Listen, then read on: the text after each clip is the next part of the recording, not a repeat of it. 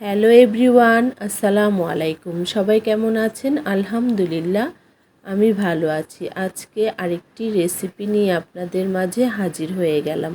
আজকে রান্না করব টমেটো চাটনি। এখানে টমেটো আর কাঁচামরিচ কেটে নিয়েছি আর ধনেপাতা সাথে রসুন কুচি। এখন টমেটো চাটনিতে রেসিপিতে চলে যাওয়া যাক। এখানে ভাত হয়ে গেছে, ভাতটা নামিয়ে এখন টমেটোর চাটনি রান্না বসিয়ে দেব। এখানে কড়াই গরম করে নিয়েছি, দিয়ে দিলাম সয়াবিন তেল আর সাথে রসুন কুচি আর পেঁয়াজ কুচি দিয়ে এখন হালকা বাদামি কালার করে ভেজে নেব। আর এখন ভরপুর টমেটোর সিজন, তাই টমেটোর চাটনিটা বেশিরভাগই খাওয়া হয়ে থাকে। সবাই টমেটোর চাটনিটা পছন্দ করে, আর আমি যেভাবে রান্না করি সেভাবে আপনাদের মাঝে শেয়ার করছি।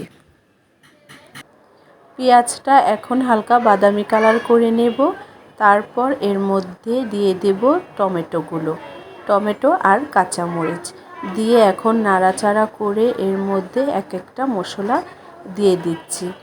এই তো এখন দিয়ে দিচ্ছি 1 চামচের মতো লবণ আর হলুদ মরিচের গুঁড়ো 1 চামচের মতো।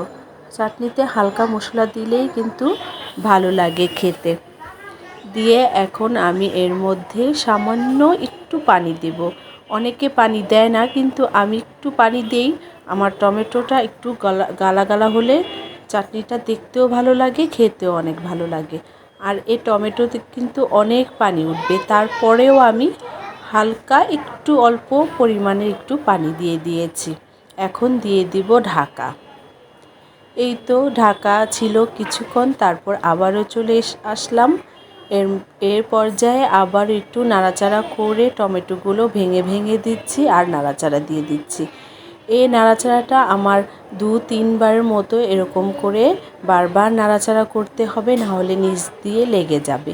এই তো দেখতে পাচ্ছেন সাইড দিয়ে একটু লেগে গেছে।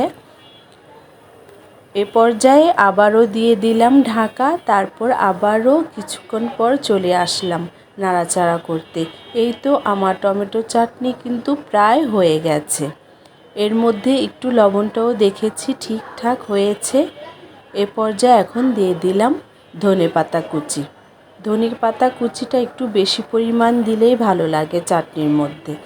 দিয়ে এখন নাড়াচাড়া করে এই চাটনিটা আমার হয়ে গেছে পুরোপুরি, আমি কিন্তু শুকিয়ে নিয়েছি। এ পর্যায়ে এখন নামিয়ে নেব। এই তো হয়ে গেল আমার টমেটোর চাটনি। কার কার কাছে ভালো লেগেছে অবশ্যই লাইক কমেন্ট শেয়ার করবেন আর সাথে সাবস্ক্রাইবও করে দিবেন। আল্লাহ হাফেজ।